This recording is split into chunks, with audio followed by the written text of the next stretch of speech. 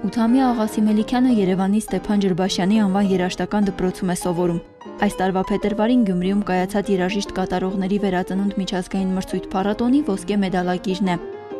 Հունիս 1-յան տոնին որոշել էր միանալ Լուսավորչի կանթեղ եկեղեցասիրած միության անդամներին, օրն անցկացնել մանկատների ու գիշերօթիկ դպրոցների սաների հետ։ Ցանկանում նրանց միշտ այսպես ուրախ օր, ցանկանում եմ նրանց հաջողություններ ու թող միշտ լինեն այդպես խելացի, թող լավ սովորեն, դառնան լավ մարդիկ եւ այս այգին պիտանի մարդիկ։ Երեխաների պաշտպանության միջազգային օրը տոնական ու անմոռանալի դարձնելու համար Լուսավորչի կանթեղ եկեղեցասիրած միության անդամներն այս անգամ ոչ թե իրենք են այցելել իրենց հին բարեկամներին, այլ նրանց են հրավիրել Մայրաթոր Սուրբ Էջմիածին։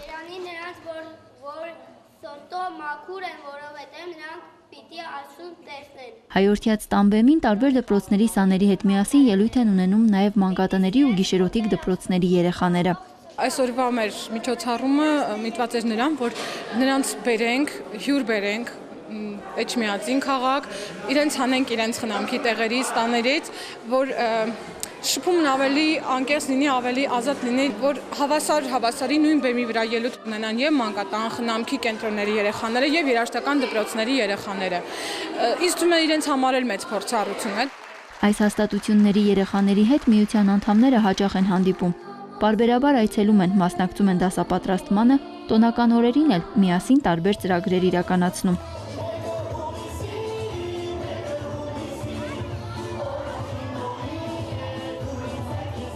Վիկտորիա Կարապետյան, Մեսրոպ Ավետիսյան, Եկեղեցական կյանք։